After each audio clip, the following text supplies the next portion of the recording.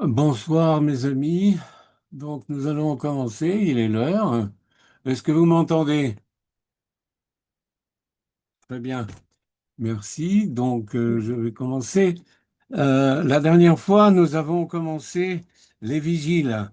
En fait, ça fait partie de la liturgie quotidienne, puisqu'il y a les vêpres, les matines. Et donc j'avais indiqué que ces vigiles, c'est ce que je vais décrire, c'est les vigiles du dimanche, la vigile dominicale. Pourquoi? Parce que c'est l'office qui est le plus euh, probable auquel vous alliez. C'est la veille du dimanche. Donc c'est la veille où on célèbre l'Eucharistie de la résurrection du Christ, où les chrétiens vont vraiment à l'église. Et donc c'est cet office euh, de la vigile du dimanche, mais c'est aussi la vigile des grandes fêtes, nous allons voir. Et un dimanche, donc, c'est la fête de la résurrection. Donc, les, les textes qui vont changer, ils vont pas être de la structure, vont être de la résurrection. Mais un dimanche, c'est aussi une date. Et donc, à cette date, à la date dans laquelle tombe ce dimanche, eh bien, il y aura des textes que ce qu'on appelle les ménées. Les ménées, c'est-à-dire les textes qui sont dans les livres des mois, les ménées. Mais un dimanche aussi peut être parmi les dimanches qui précèdent Pâques. Alors, ce sera pendant le grand carême. Alors, il y aura aussi des textes de ce qu'on appelle euh, le triode qui contient tous les textes tous les textes qui concernent la préparation à Pâques. Euh, et voilà. Donc, la structure, le, le, le livre qui contient la structure, c'est le livre des heures. Le livre qui contient les textes qui appartiennent au dimanche, c'est l'Octoèque. Et les livres, donc, ce que j'ai dit tout à l'heure, c'est qui concerne la date, c'est-à-dire un saint ou une fête ou l'avant-fête ou une après-fête, c'est les Ménées. Donc, nous avons vu donc que la vigile, elle prépare à l'Eucharistie. C'est le vestige de cette veille qu'avaient les premiers chrétiens pendant toute la nuit, avant l'Eucharistie. Et euh, cela garde complètement cette structure et cette mémoire. Donc j'avais dit qu'on a les grandes vêpres, les matines et un tout petit office, un petit appendice euh, prime. Et ce qui est très important, c'est que les vigiles vont nous faire participer à l'histoire de notre salut. Les vigiles vont nous rappeler cette histoire et nous vont nous faire y participer. Donc voilà, ça va aller. Ah, tiens, il y a un bug, excusez-moi. Voilà. Donc je recommence. Euh, voilà. Et donc j'avais commencé la structure générale des grandes vêpres. Et j'avais continué, je crois que je m'étais arrêté à peu près au numéro 12, la prière Daigne Seigneur. Je rappelle que la vigile commence dans le silence, qui est chargé de sens, la création du monde dans l'impassibilité des origines et l'Esprit de Dieu donc couvre l'abîme et féconde cette création pour qu'elle fasse germer la vie. Tout ça, c'est dans la lumière, et nous allons voir que euh, la vigile nous fait passer de la lumière aux ténèbres et nous fait voir que le Christ nous apporte la vraie lumière. Et plusieurs fois durant cet office, nous avons des moments très lumineux, théophaniques, on dit, et ensuite des moments de repentir où on se souvient du péché et ensuite on recommence vers quelque chose de très lumineux, vers quelque chose de très solennel, et on célèbre le Christ venu nous sauver. Donc, on a parlé, il y a au début le psaume de la création qui marque vraiment cette création que Dieu a fait. On a fait un petit passage sur la numérotation des psaumes. Le psaume 103, le psaume de la création, comme une icône de la création. Et le prêtre qui descend dans l'église encense tout pour montrer que le Saint-Esprit est dans cette création. Euh, Ensuite, on ferme les portes royales, on éteint tout et c'est la litanie de la paix, la prière pour le monde. On est dans ce monde pécheur, tout est éteint et mm, donc cette litanie de paix est très importante parce qu'elle mentionne la paix que dans laquelle nous devons être pour que notre prière soit entendue. Et c'est Jésus qui est la paix, c'est lui qui vient en nous grâce au Saint-Esprit. Voilà, le baptême du Plotier. Donc, se, se succèdent différentes couches de l'histoire de la formation des vigiles, c'est-à-dire il y a la couche monastique et la couche des offices dans la ville. Et par exemple, le baptême du psautier, c'est une couche monastique qui revient, qui remonte à la surface et que l'on... Voilà. Donc, je n'y m'y étends pas. On en a parlé la dernière fois. Et ensuite, le psaume du Lucernaire, qui est comme un cri vers le Seigneur pour que le Seigneur vienne, qu'il nous sauve, qu'il exauce notre prière de salut. Et à la fin de ces psaumes du Lucernaire, nous allons intercaler les stichères, c'est-à-dire les textes des pères de l'Église qui parlent de la résurrection, qui euh, glorifient la résurrection du Christ. Voilà, donc on en a parlé. Ces stichères sont typiquement dites de Saint Jean Damascène. Et voilà. Et donc là, j'avais mentionné un peu cela. J'avais fait ces slides pour des chefs de chœur qui se préparaient. Donc, dans l'office des ménés, nous avons différents offices des ménés avec différents euh, importances. Il y a les offices non festifs, sans signe, les offices à six chers euh, au lucernaire, les offices avec grande doxologie, les offices avec polyéléos, les offices avec vigile et les offices pour les très grandes fêtes. Donc ça fait 6 degrés de festivité. Voilà. Et donc pour le samedi soir, la place la plus importante est donnée néanmoins à la résurrection, puisque c'est le Christ que l'on fête. Et si c'est un office déméné qui est non festif ou à six sichères, il y aura 6 sichères de la résurrection et 4 sichères déménées. Mais si l'office est à polyéléos ou à vigile, eh bien, cette degré de festibilité, l'octoèque laisse la place plus grande pour l'office déméné. Ce sera 4 stichères de la résurrection et 6 déménés. Toujours un chant après gloire au Père et au Fils et au Saint-Esprit qu'on appelle le doxastikon. Je me répète un peu parce que je pense que tout ceci n'est pas facile à appréhender et à comprendre. Donc vous avez tout le temps le droit de m'interrompre en posant une question, c'est toujours. Là, j'ai fait simplement une copie du typicone dont j'ai parlé. C'est le typicone qui nous renseigne sur le degré de festivité par son signe. Vous voyez? Donc ici, pour cet office, c'est le premier jour d'octobre. Excusez-moi, c'est en slavon. Bon, mais ça n'a pas encore été traduit complètement, ce typicone-là. La partie du typicone qui concerne le triode, elle a été traduite. mais pas celle-là. Donc, ça reste à faire. Si j'ai le temps encore dans ma courte vie qui reste, j'aimerais bien le faire. Donc, ça, c'est le 1er octobre. Il n'y a aucune indication. Par exemple, par contre, le trente,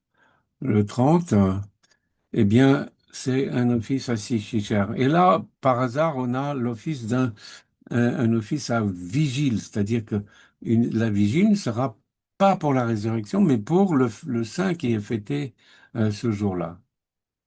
En fait, ce jour-là, dans l'Église russe, c'est la protection de la Mère de Dieu, c'est une très grande fête.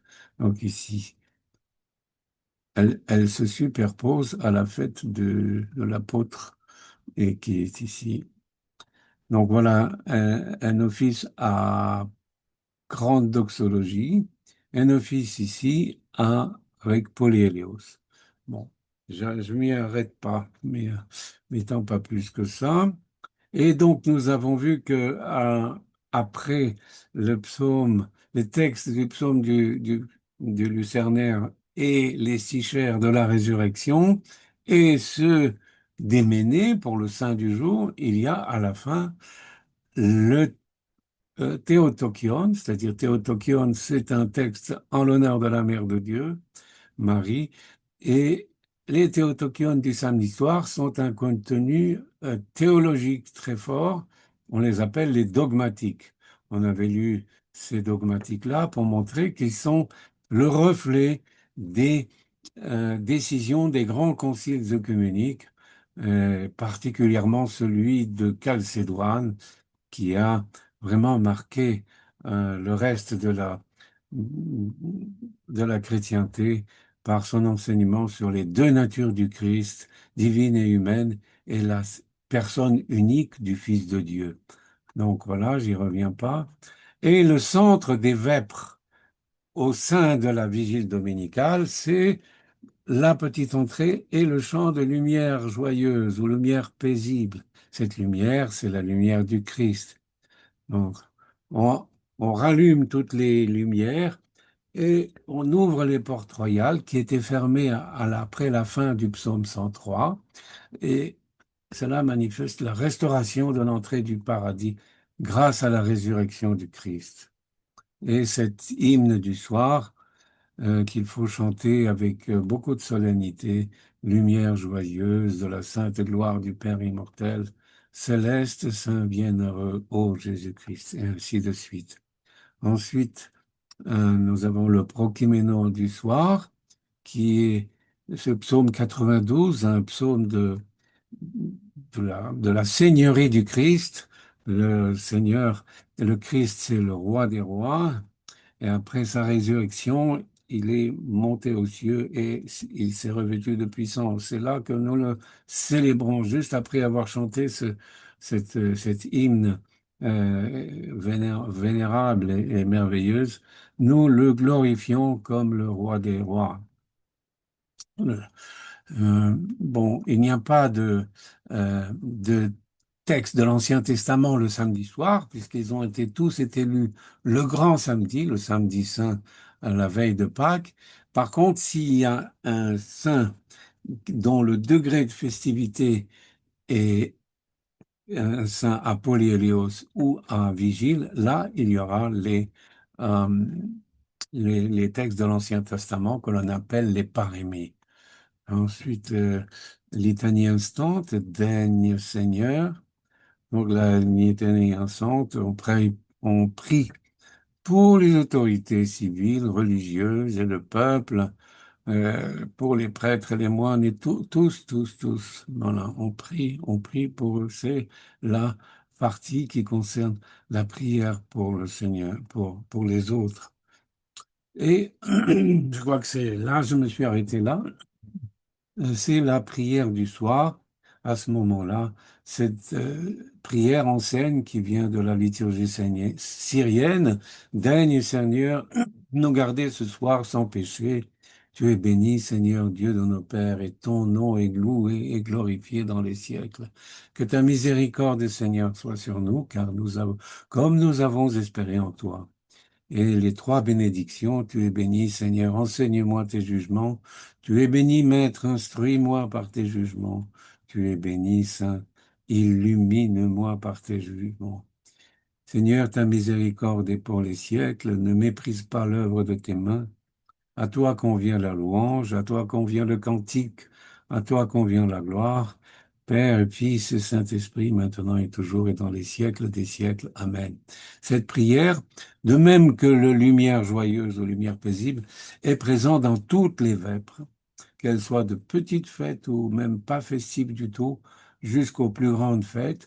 Ces textes-là sont présents. Ensuite, une litanie de demandes. Toujours, c'est la prière pour le monde, pour les autres, hein, pour notre vie. Prière d'inclinaison. Importante, cette prière que le prêtre dit soit à haute voix, mais le plus souvent euh, dans les églises slaves, euh, d'une manière qui n'est pas entendue, ce qu'on appelle les prières secrètes.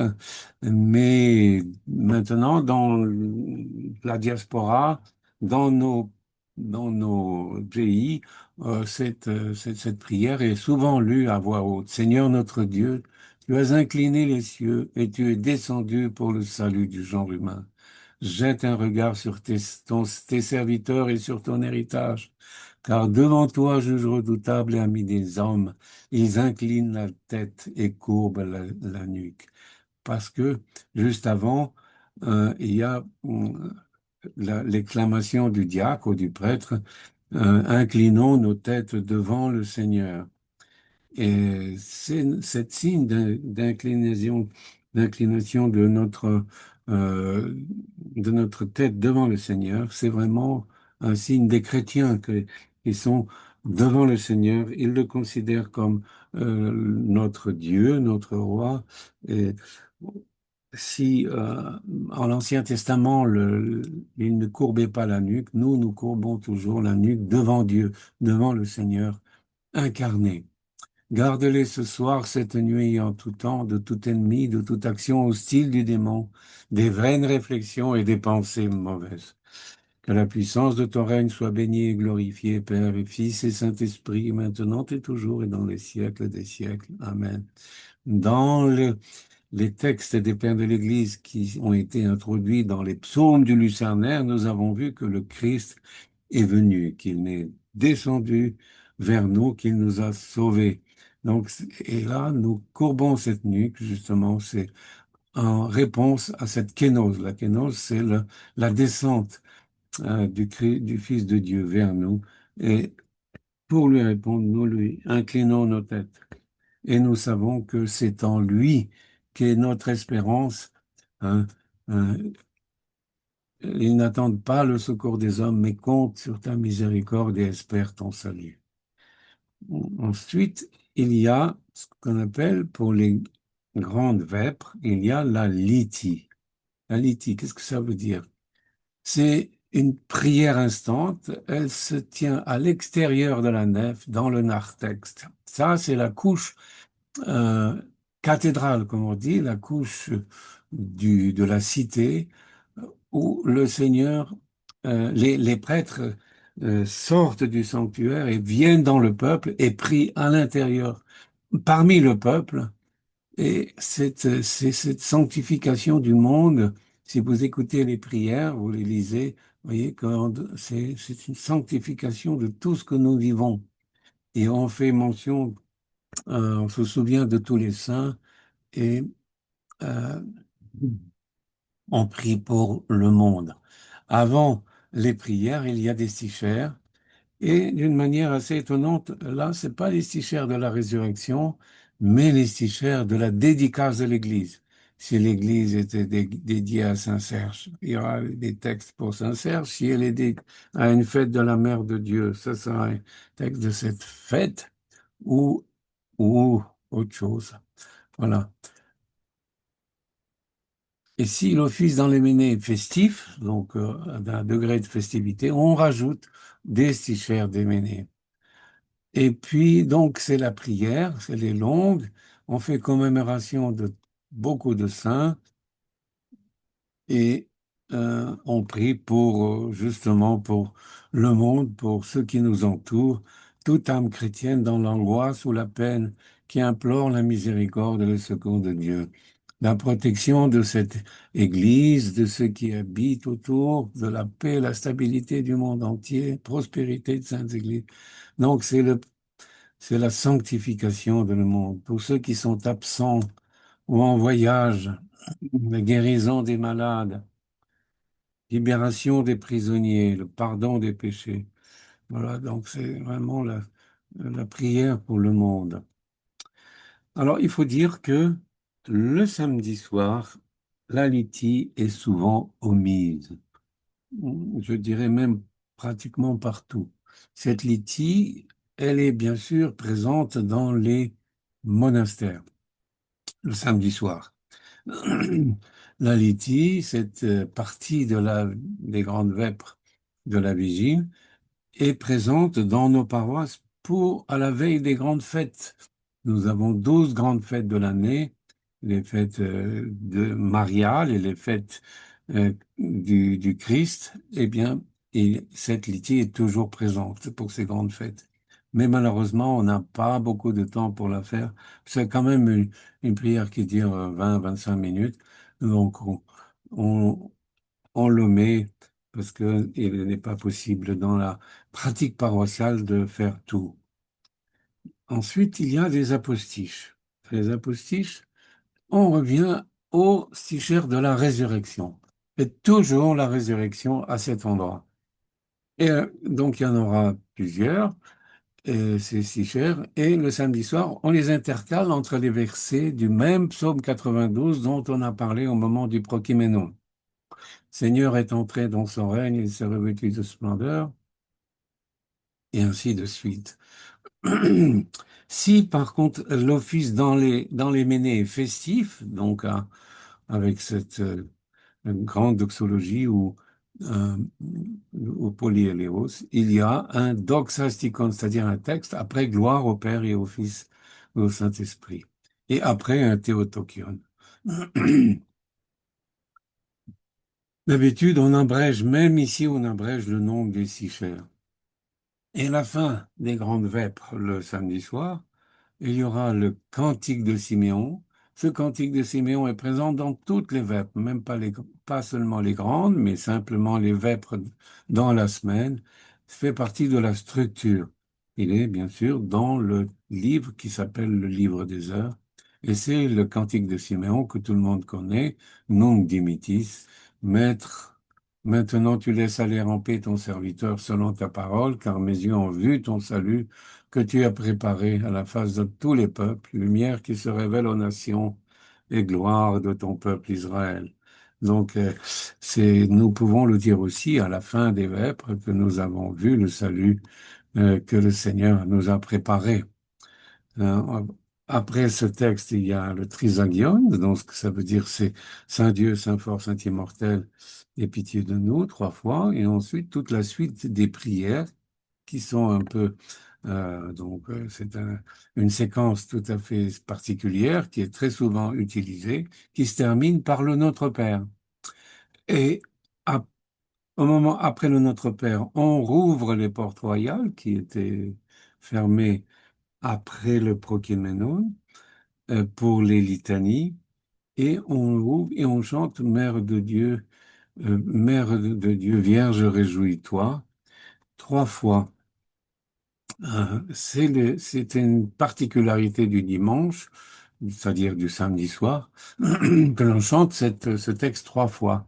Euh, donc c'est encore un moment très lumineux et solennel, théophanique. Et les jours de grande fête, à cet endroit, on chante tout simplement le tropère de la fête. On va parler du tropère plus tard. Donc, si il y a eu la litie, eh bien, à ce moment, on va faire une bénédiction du pain, du blé, du vin et de l'huile sur sur un plat préparé. Le prêtre bénit avec une prière importante. Cela fait bien sûr référence à la multiplication des pains que le Seigneur a réalisé à un moment.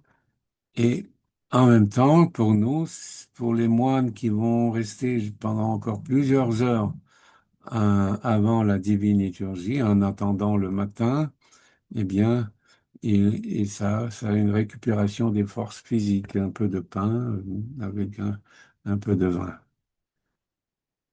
Voilà. Et à la fin des grandes vêpres, on chante le psaume 33, qui est un très beau psaume. Vous pouvez le prendre, le voir si vous le lisez.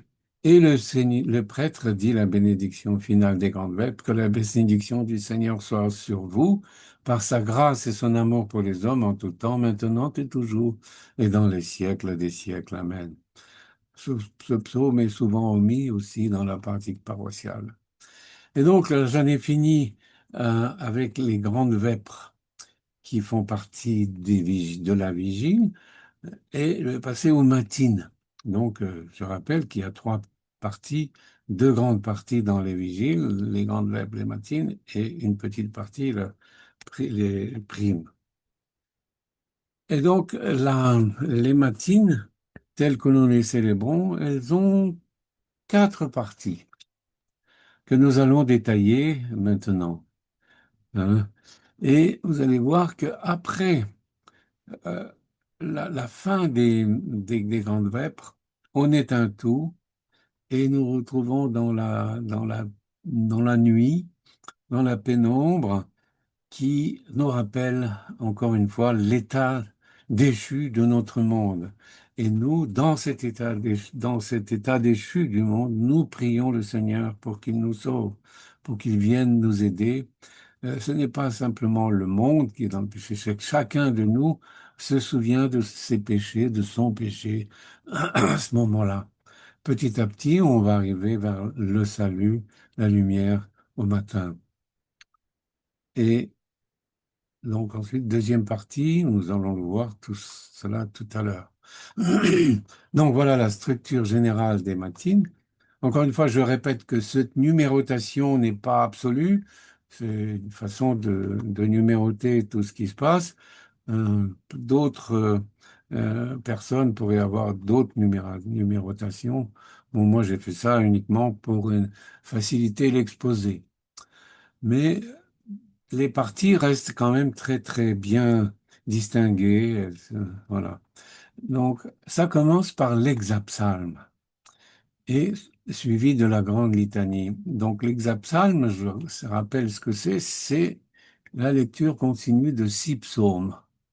Donc, exécutés en deux parties distinctes. Donc, le 3, le 37-62, 87, 102, 142.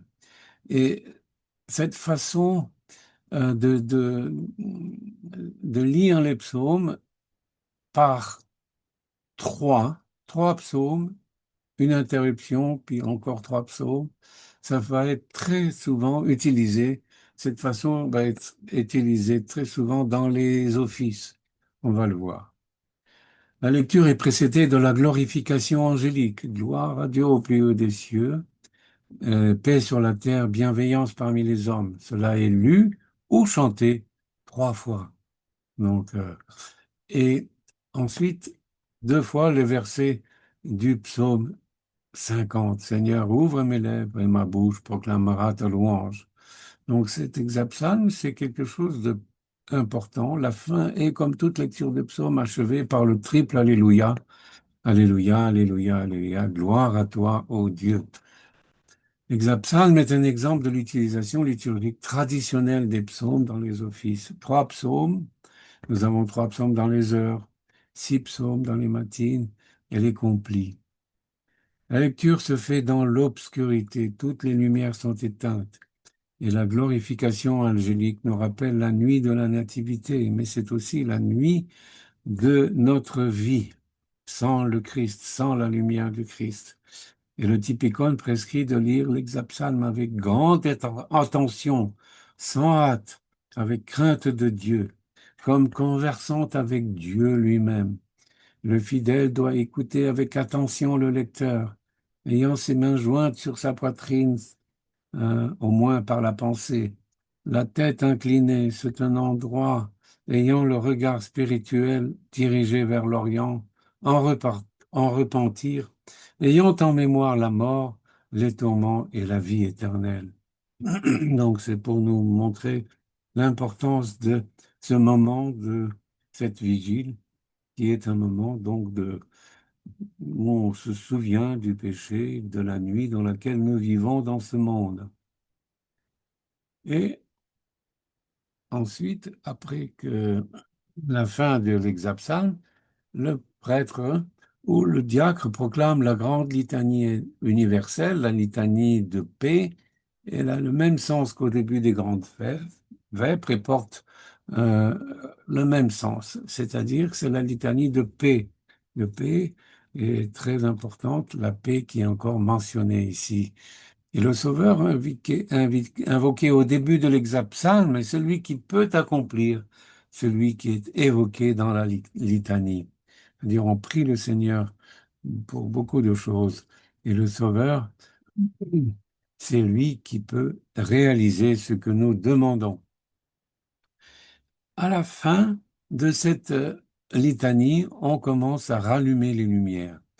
Donc, si dans euh, nos églises, maintenant, il suffit d'appuyer sur un bouton pour allumer des choses. Eh bien, dans les monastères, il n'y a pas de lampe, se fait avec des veilleuses à huile, et donc pour allumer pas mal de veilleuses dans toute l'église, il faut bien plusieurs dizaines de minutes, je dirais. Et voilà, donc on commence parce que va suivre après un très grand moment de la vigile. Et après la grande litanie, on va chanter Le Seigneur est Dieu et il nous est apparu. On va voir, suivi des tropères. C'est le psaume 117. Le Seigneur est Dieu et il nous est apparu. Béni soit celui qui vient au nom du Seigneur. C'est un psaume pascal que les Hébreux ont composé après une grande victoire en remerciant le Seigneur. Ce sont des versets de victoire. C'est-à-dire que le Seigneur, finalement, est venu. C'est lui que nous attendions et c'est lui qui est le victorieux. Il nous donne la victoire sur le démon. Et c'est donc le psaume 117. Confessez le Seigneur car il est bon, car sa miséricorde est éternelle. Toutes les nations m'ont entouré, mais par le nom du Seigneur, je les ai repoussés. Je ne mourrai pas, mais je vivrai et je raconterai les œuvres du Seigneur. Donc, c'est l'esprit de cette vigile. Quand je dis je ne mourrai pas, ce n'est pas la mort à la fin de notre vie terrestre, c'est la mort que nous donne le péché. Le péché, c'est une mort finalement. Et donc, je veux vivre avec le Seigneur. Voilà. Et après que le diacre ait proclamé le Seigneur est Dieu, il nous est apparu, il a indiqué dans quel ton il faut chanter cela. C'est le ton de la semaine, le ton de ce dimanche. Et le chœur va chanter cette phrase, ce verset. Et ensuite, le diacre va reprendre ces versets du psaume 117 et le chœur va répéter ce verset après chaque verset du psaume. Donc, ces versets montrent, c'est une profession de foi, la Seigneurie et la divinité de Christ. C'est celui qui était attendu. Le Seigneur est Dieu, il nous est apparu. C'est la réponse de Dieu à notre prière. Après le Seigneur est Dieu et les versets du psaume 117, nous chantons les tropères. Alors, les tropères, qu'est-ce que c'est? C'est un terme très ancien désignant un signe de victoire. Et maintenant, dans nos offices, ce terme désigne un texte qui résume le sens d'une fête, la mémoire d'un saint, qu'on appelle, c'est le tropère de la fête. Tropère, il y en aura d'autres, mais le tropère de la fête, c'est c'est vraiment un petit texte qui résume et très, d'une manière très profonde et importante le sens d'une fête. Donc, bien sûr, le dimanche, ce sera le tropère de la résurrection. Donc il y aura huit tropères de la résurrection différents, chacun son tour. Et donc, voilà. Donc, il y aura plusieurs tropères chantés, mais le premier est toujours celui du ton, celui du dimanche, sur le ton occurrent.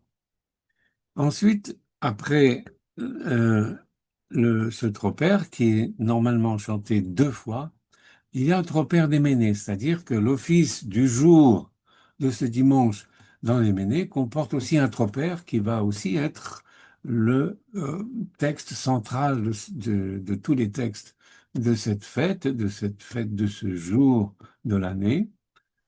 Et comme toujours, nous terminons une série de textes par un théotokion, c'est-à-dire un texte en l'honneur de la Mère de Dieu. Et chaque tropère du dimanche a son théotokion associé dans le même temps. Là, c'est juste un petit schéma qui n'est pas très clair pour tout le monde, mais qui est important de savoir que les Théotokia, dans les Ménées, il y a plusieurs sortes, plusieurs degrés de Théotokia. Il y a après les tropères, après les stichères, et le dimanche, et les jours de semaine. Alors, théo- après les stichères, il y a un Théotokion.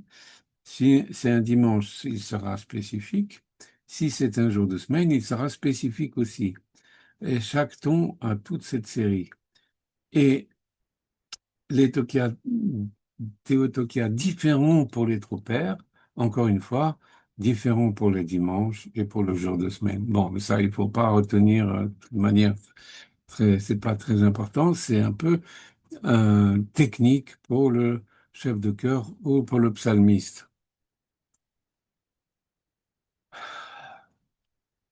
Voilà. Après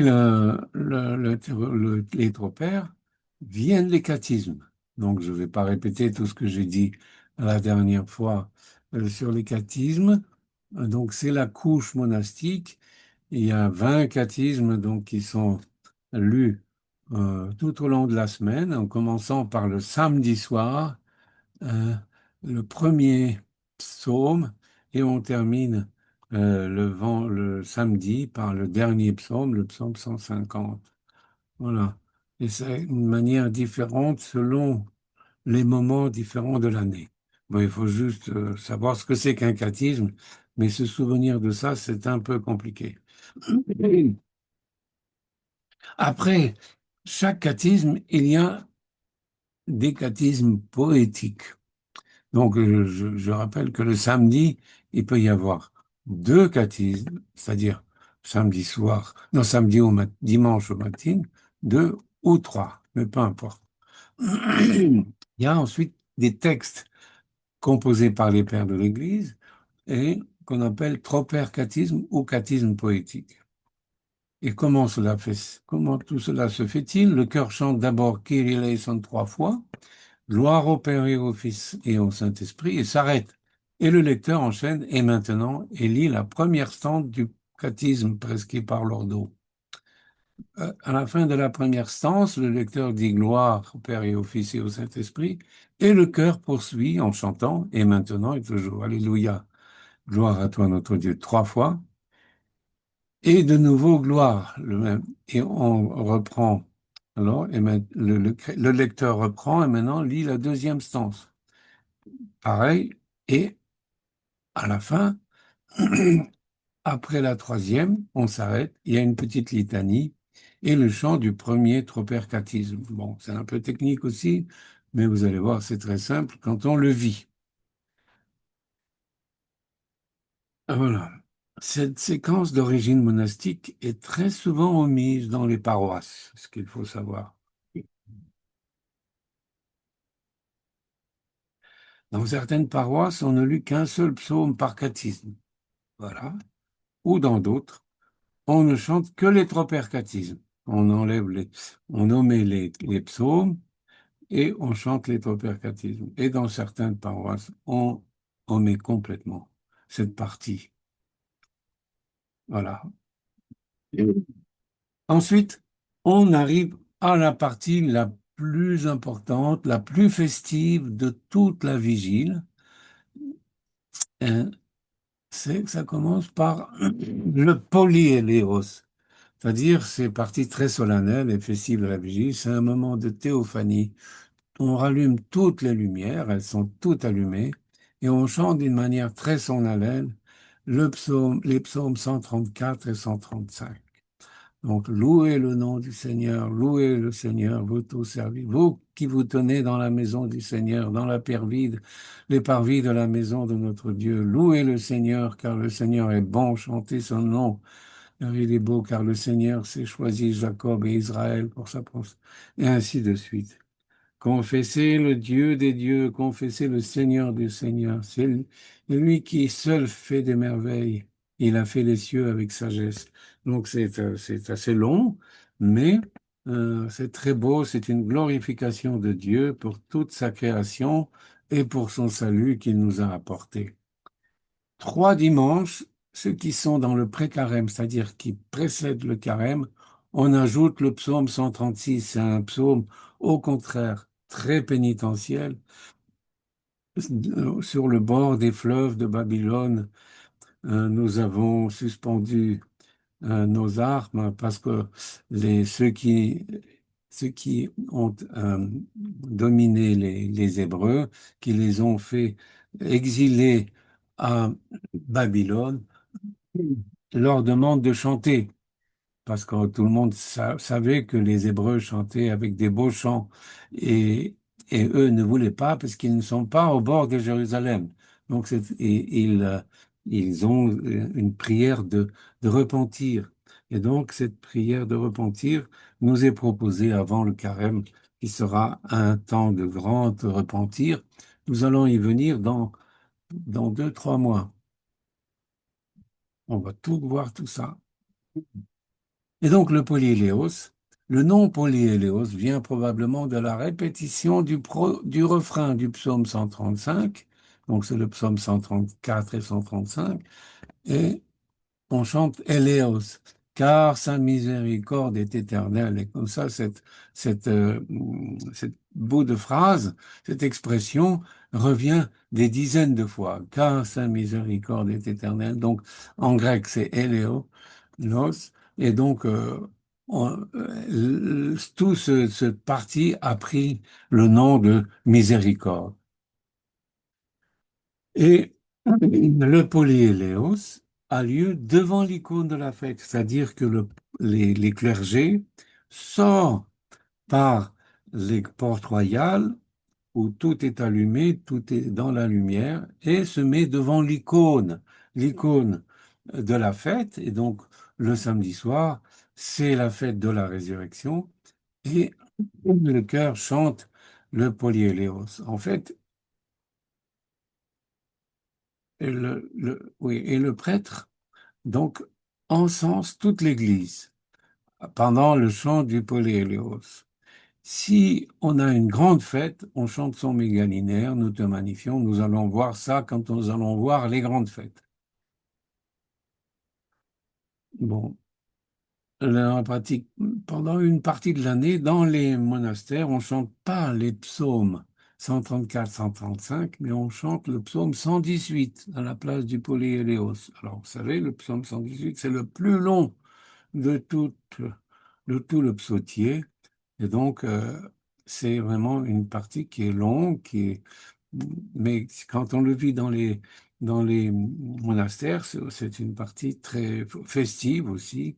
Le psaume 118, c'est une glorification de la loi du Seigneur qui nous a donné le salut. Dans la pratique paroissiale, le polyéléos est chanté toute l'année. Voilà. Donc on a fait ça, et après le Polyéléos, ou le 17e cathisme, c'est-à-dire le psaume 118, on chante les eulogétaires. Tu es béni Seigneur. C'est des textes très festifs qui glorifient la résurrection. Avec pour refrain un verset du psaume 118, Tu es béni Seigneur, enseigne-moi tes jugements. Ces psaumes, ces textes très festifs nous rappelle les stichères de Pâques, c'est-à-dire les textes qui chantent que à Pâques et tout pendant la période pascale, et qui sont très, très, très festifs, qui glorifient la résurrection. Et là, cela les rappelle, ils sont presque copiés sur ces textes, parce que nous sommes là au moment le plus important de la vigile du dimanche, la vigile dominicale. Nous venons de chanter le Seigneur euh, avec le Paul et Hélios, et là, c'est le sommet de la vigile. On chante la résurrection du Christ. Les anges, le cœur des anges fut frappé de stupeur en te voyant compter parmi les morts. Alors que, Sauveur, tu anéantissais la puissance de la mort, et avec toi, tu relevais Adam, libérant tous les hommes de l'enfer. Et béni Seigneur, enseigne-moi tes jugements. Pourquoi mêlez-vous à la mire des larmes de compassion, vous, ses disciples? Disait au miroir l'ange resplendissant dans le tombeau. Voyez le sépulcre et réjouissez-vous, car le Sauveur s'est relevé du tombeau, il est ressuscité. Donc c'est vraiment un moment très, très joyeux, très festif dans la lumière. Donc, pendant ces chants, le prêtre fait le tour de l'église avec l'encensoir, précédé du diacre et des portes-lumières. Donc c'est vraiment ça. Et on revient devant l'icône et il y a un hypakoi, pardon, du grec attention. C'est un tropère de cathisme utilisé le dimanche et lors de certaines fêtes, à écouter avec attention particulière. Pardon pour la répétition. Et donc debout. Dans la pratique paroissiale, l'hypakoi est souvent omis. Et ensuite, on passe au degré. On appelle les degrés. Anavasmi, c'est du grec, voilà, ça vient de bathmos, la marche, slavon, stéperne. Ce sont des courts tropères inspirés en partie des psaumes graduels ou cantiques démontés, les psaumes 119 à 133 et groupés en antiennes. Ils sont chantés le dimanche à matine, selon le ton occurrent, et le troisième tropère de chaque antienne est une louange à l'Esprit Saint et à la Trinité. Donc ces anavatmis sont psalmodiés dans l'idée que les chrétiens sont en pèlerinage vers la Jérusalem céleste, parce que ces psaumes démontés, c'était chanté par les Hébreux qui montaient vers Jérusalem, montaient vers les marches du temple. Donc nous montons vers Jérusalem céleste. Et cette intensité spirituelle de l'office augmente à l'approche de la lecture de l'Évangile. Effectivement, c'est très, très intense comme prière. Voilà, par exemple, une antienne du ton 1. Dans ma détresse, écoute mon appel, Seigneur, c'est vers toi que je crie. Pour ceux qui vivent au désert, sans cesse croient l'amour divin, loin de ce monde vain. Gloire et maintenant, honneur et gloire au Saint-Esprit, comme au Père et au Fils. Aussi, chantons l'unique majesté de la Sainte Trinité. C'est des textes très beaux, très courts, mais très, très profonds. Donc, il y a 4 antiennes avec 3 textes à chaque fois. Malheureusement, dans la pratique paroissiale, les antiennes sont presque toujours omises ou réduites à la première, comme dans ma paroisse. Et il y en a 4 dans l'octet. Oui. Donc, on est toujours dans cette séquence importante euh, qui a commencé par le polyéléos, qui continue, et on va, juste après ces anavatmi, on va avoir les antiennes, on va avoir le prokiménon qui va précéder la lecture de l'évangile. Vous vous souvenez, prokiménon, ça veut dire placer devant, et cela nous prépare à l'écoute de l'évangile de la résurrection. Donc, et il y a 8 prokiménons de la résurrection, puisqu'il y a 8 tons. Sagesse, soyons attentifs, dit le diacre, et c'est des versets de psaume choisis qui annoncent la résurrection du Christ dans l'Ancien Testament. Euh, Par exemple, le ton 1. C'est le psaume 12, verset 5, si je ne m'abuse. Maintenant je me lèverai, dit le Seigneur, j'offrirai le salut, je ne le retirerai pas. Donc c'est bien, bien, bien avant, des dizaines, non, des centaines d'années avant la venue du Christ. Déjà, dans les psaumes, on chante cette résurrection. Maintenant, en slavon, on dit maintenant je vais ressusciter, dit le Seigneur. Le terme grec, c'est plutôt se lever, mais c'est la même chose. Donc 4. Ressuscite, Seigneur, viens à notre secours et rachète-nous pour la gloire de ton nom. Donc c'est littéralement lève-toi, Seigneur. Ton 5, ressuscite, littéralement lève-toi, Seigneur Dieu, que ta droite se dresse, car tu règnes pour les siècles. C'est le psaume 10. Le ton 4, c'est le psaume 43. Et donc, un dimanche, il y a bien sûr qu'un seul ton. Donc, c'est un des tons de 1 à 8. Et donc, là, je n'ai donné que trois en exemple. Et juste après, euh, l'expression du psaume 156 verset 6, que tout souffle loue le Seigneur, ou que toute vie loue le Seigneur. C'est juste avant l'évangile. Tout ceci, depuis le Poléos, nous prépare à écouter et à vivre l'évangile de la résurrection. C'est le moment le plus solennel de la vigile. Et donc, le samedi soir, le dimanche, c'est un des 11 passages des évangiles qui annoncent la résurrection. Dans chacun des évangiles, les quatre évangiles, Matthieu, Marc, Luc et Jean, la fin parle de la résurrection, annonce la résurrection. Et donc, ces passages ont été divisés en 11 petits passages qui annonce la résurrection. Il forme un espèce de un passage entier qui parle de la résurrection. Donc voilà, et donc ces 11 passages des évangiles se succèdent chaque dimanche. C'est le et ensuite le 2 et ainsi de suite. Et après, c'est le chant solennel de Nous avons vu ou contemplé la résurrection du Christ.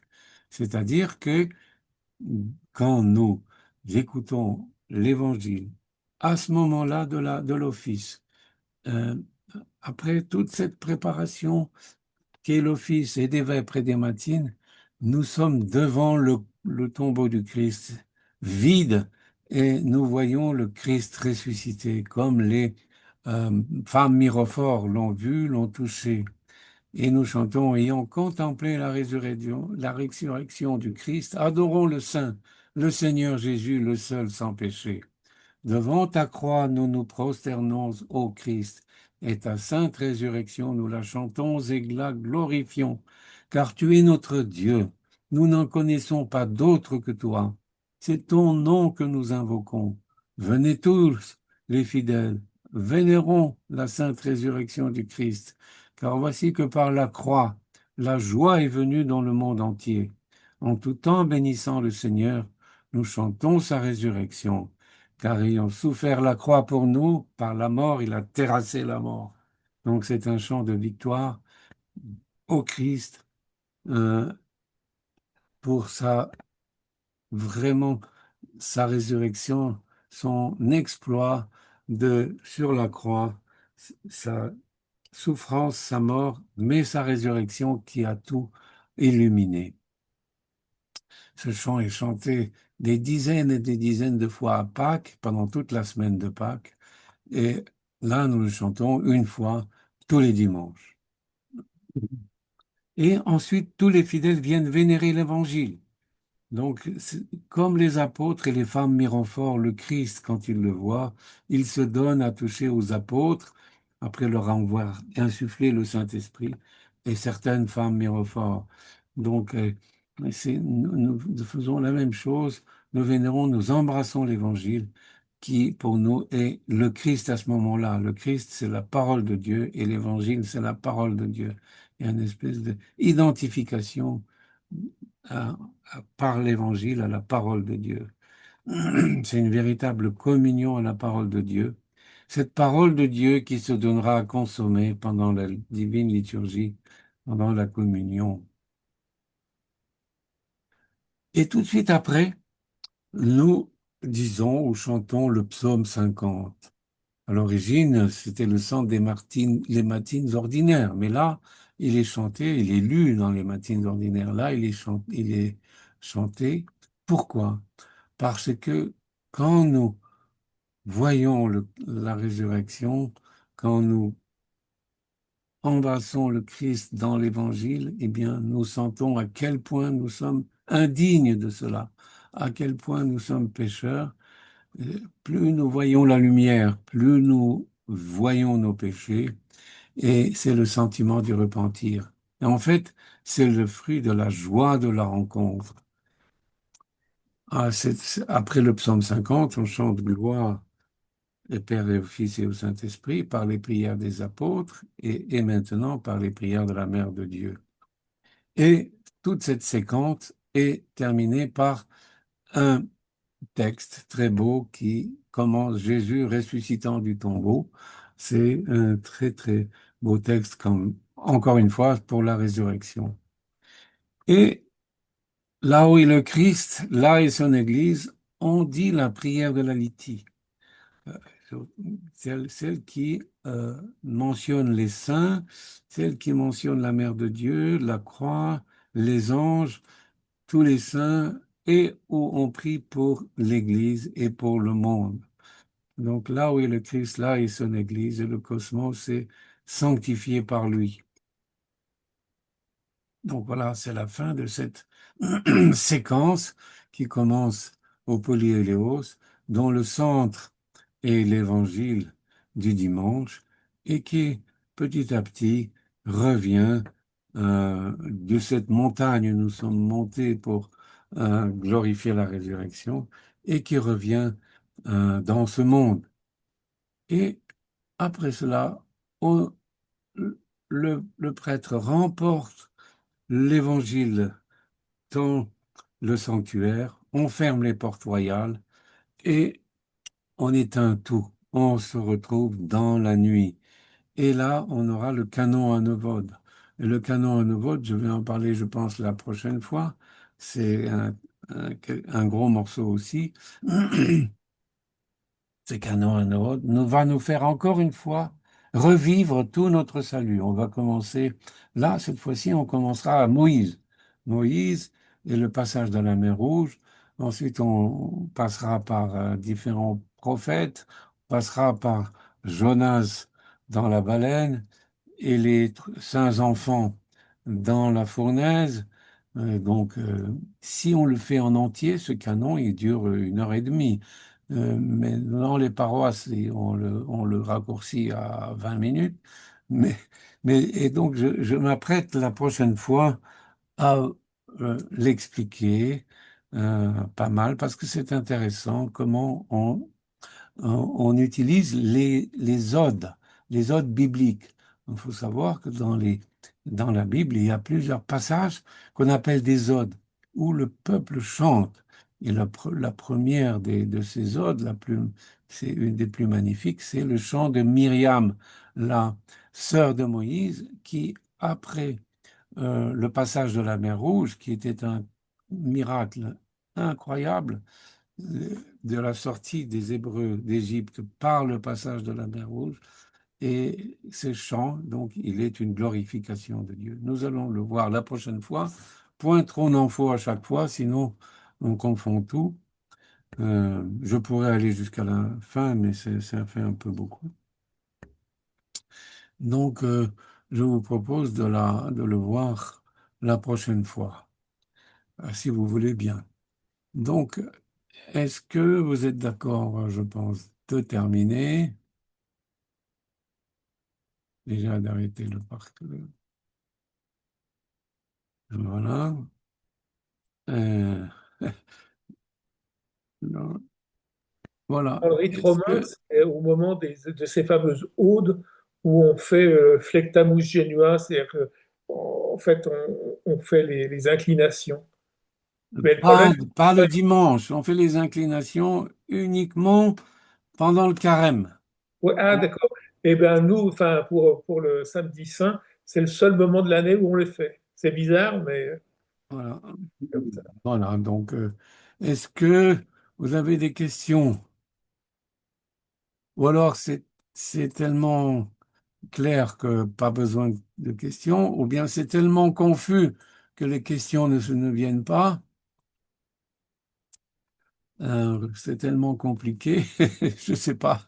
Mais encore une fois, c'est une introduction. Je vous donne la structure, je vous donne des moments importants, je vous donne les psaumes, les textes un peu, pour que le jour où vous décidez d'aller à des vigiles, vous soyez un petit peu dans le bain, que vous compreniez un peu ce dont il s'agit, à quels moments sont importants, pourquoi on allume à certains moments toutes les veilleuses, pourquoi on éteint au contraire à d'autres moments de repentir, de pénitence.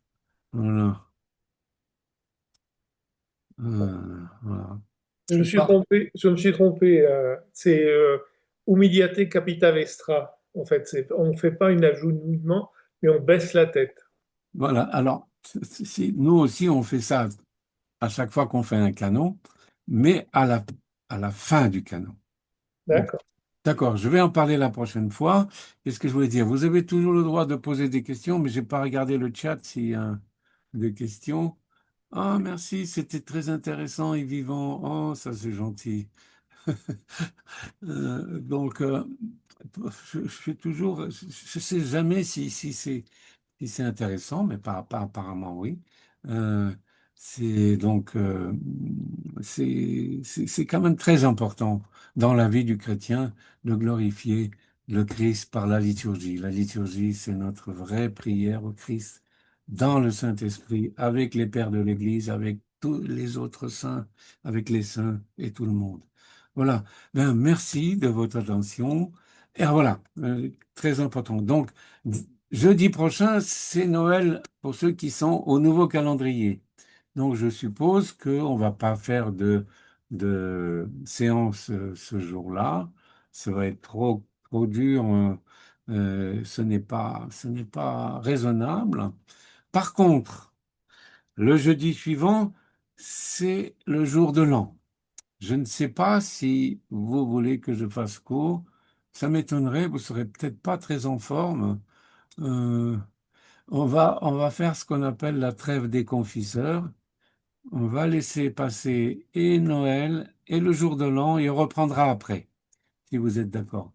Mais ne vous inquiétez pas, les séances vont aller jusqu'à juillet prochain. Donc, parce qu'il y a beaucoup de choses à voir. Enfin, je dis ça, c'est peut-être pas sûr.